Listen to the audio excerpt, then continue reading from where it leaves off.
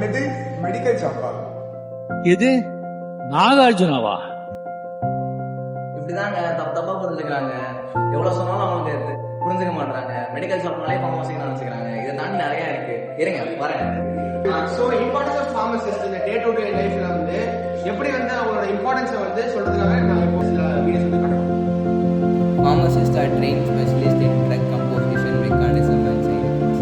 They monitor adverse drug reactions and counsel patients to improve patients' outcomes. Pharmacist வந்து இந்த வேர்ல்ட்ல வந்து மேஜரா வந்து ஒரு ரோல் பிளே பண்றாங்க. எதுனா எக்கனாமிக் கான்ட்ரிபியூஷன் தான்.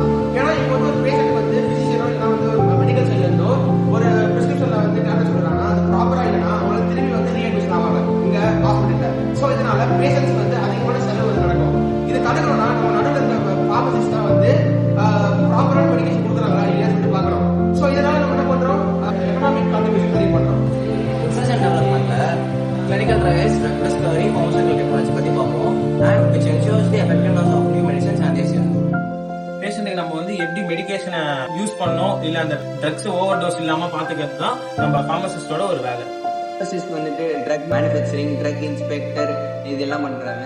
ட்ரக் இன்ஸ்பெக்டரா பார்த்தீங்கன்னா ஏர்போர்ட்ல நடக்கிற நார்கோட்டிக் ட்ரக் டிஸ்ட்ரிபியூஷன் எல்லாமே தடுக்கிறாங்க. ஃபார்மசி ப்ரொஃபஷனல்ஸ் வந்துட்டு இண்டஸ்ட்ரியிலேயே பெரிய பங்கு இருக்கு. அதாவது டோசேஜ் ஃபார்ம் எல்லாமே நாங்கள் தான் பார்ப்போம். கிளினிக்கல் ஃபார்மசிஸ்ட் பார்த்தீங்கன்னா பேஷண்ட்டோட drug monitoring, therapeutic drug monitoring அது எல்லாமே நாங்கள் தான் பார்க்குறோம். இதனால பேஷண்ட்டுக்கு வந்துட்டு எந்த விதமான மேஜர் சைடு எஃபெக்ட் எதுவுமே இருக்காது. ஃபார்மசிஸ்ட் அது மட்டும் இல்லாம பப்ளிக் ஹெல்த் ரோல்லையும் வந்து ஒரு இம்பார்ட்டன்டான ஒரு இது வந்து வகிக்கிறாங்க. அதுல முக்கியமா இது பாத்தீங்கன்னா டயபெட்டிஸ் அண்ட் ஹைப்பர்டென்ஷனோட ஸ்கிரீனிங், அதுக்கப்புறம் பாத்தீங்கன்னா இப்போ ஸ்மோக்கிங் சிசேஷன் இல்லைன்னா ஆல்கஹாலிசம் வந்து சிசேஷன் பண்றதுக்காக ஆன ஸ்கீம்ஸ் இல்லைன்னா ப்ரோக்ராம்ஸ் வந்து முன்னெடுக்கிறது, இதெல்லாம் வந்து ஆக்டிவா வந்து பார்ட்டிசிபேட் பண்றாங்க. இன்னொன்னா இப்போ எபிடமிக்ஸ்ல பேண்டமிக்ஸ் லைக் COVID-19 வரும்போது வந்து ஃபார்மசிஸ்ட் வந்து ஒரு முக்கியமான ஒரு செயினா வந்து இருந்தாங்க. எப்படி ட்ரக் சப்ளைக்காகவும் இருக்கலாம் இல்லைன்னா பிசிஷியனுக்கும் பேஷண்ட்ஸுக்கு நடுவில் வந்து ஒரு செயினா வந்து ஃபார்மசிஸ்ட் தான் இருந்தாங்க.